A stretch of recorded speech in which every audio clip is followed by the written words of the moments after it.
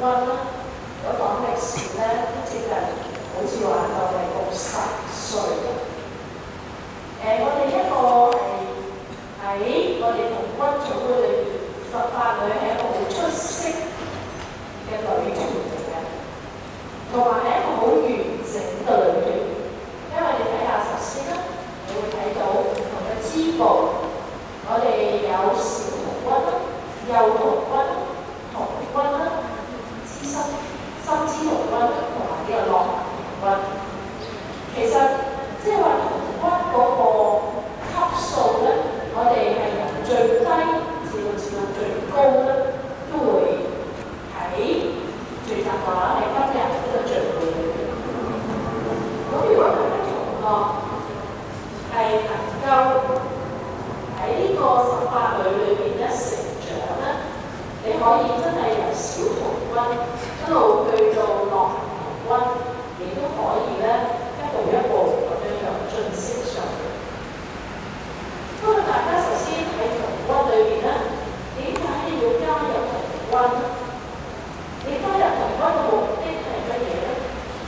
你係中意佢個制服咯，大家個領帽好威咯。如果你純粹係咁咧，你就未做到一個真正嘅18女嘅童軍。頭先喺宣誓裏邊咧，你哋已經係有個承諾，對國家對神係有咩尊重，對別人係要咩幫助，對規律係要遵行，要守規矩。所以童軍咧喺呢一度呢3個條件咧係唔少得嘅。由你做小童軍至到你樂童軍咧，呢3個宣誓咧都會日日話俾我哋聽。你一日童軍，你一日就有呢一份責任。就算你未係童軍，你做過童軍都有呢個責任。所以我會希望咧，今日加入咗童軍嘅同學，你會更加會比嗰啲冇加入童軍嘅同學咧做得更好。我喺呢度咧又會讚賞下一啲同學。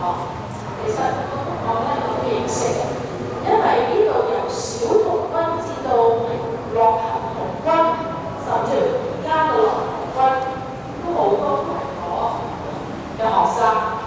我可以話俾你聽，樂童軍而家全部都係我嘅學生，睇住你哋成長，睇住你哋入大學，睇住你哋而家有啲已經喺社會服務緊。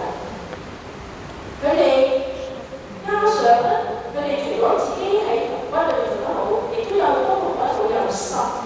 而家帶住你哋嘅女長咧，大部分都係德信嗰個。你睇佢哋帶住呢一份為他人愛，佢將希望帶到18女嘅精神，一路由佢哋學習得到咧，傳授俾你哋嘅師弟。所以我好希望今日第一日加入，第一次加入18女嘅又好，今日能夠晉升到由幼童軍晉升到童軍或者咧由童軍晉升到呢一個咧深資嘅童軍，都希望大家咧係要做好你自己嘅本分，係要以身作則，係要以身作則。喺德信學校唔係好多制服團隊，童軍18女只係德信學校唯一嘅制服團隊。制服團隊嘅精神係乜嘢？有團隊嘅精神，有合作嘅精神，有共融嘅精神。我希望我哋嘅18女喺我嘅成長裏邊係單自己顧住自己嘅自覺，我哋仍然咧係要大家維係住一個家庭，一個團結完整嘅18女。希望更多嘅同學將來你能夠畢業咗德信嘅時候，更加多嘅同學能夠翻嚟我哋18女服務。如果冇你哋嘅師兄，今日唔會開到軍。你睇下而家企喺呢度，肯定咧有好多導師先至能夠帶領到咧整個童軍嘅運作。喺呢度咧，我係好衷心多謝所有德信嘅師兄，我嘅女長、我嘅副女長，我哋嘅所有為德信服務，甚至乎咧，佢哋係招募咗好多咧導師呢啲婦女團長翻嚟咧，唔係德信，係其他出面嘅導師翻嚟去教導你哋。咁我亦都期望住參加咗童軍嘅同學，你要學守紀律。我睇到好多同學參加咗童軍之後咧，佢個紀律上面係有進步，係做得好嘅。我希望你哋繼續，唔好淨係喺宣誓完之後就忘記咗你哋嘅承諾。喺呢度咧，我都同大家拜一個年，預祝大家同學咧身體健康，家庭快樂，父母咧係健康，同埋咧係能夠同細蚊仔咧一齊成長。我願參加小童軍。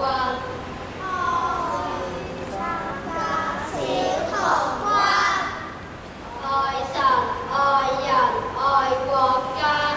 愛神、愛人、愛國家。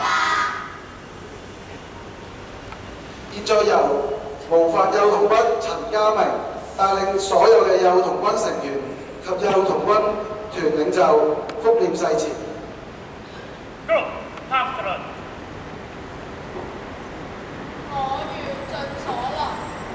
我願盡所能。對神明、對國家盡責任。對別人要幫助。對規律必遵行。最後由模範童軍黃景培帶領所有童軍團、深資童軍團、樂行童軍團嘅成員同埋所有嘅領袖復念誓詞。我願以信譽為誓，竭盡所能。我願以信譽為誓，竭盡所能。對神明、對國家盡責任。對神明、對國家盡責任。對別人要幫助。對別人要幫助。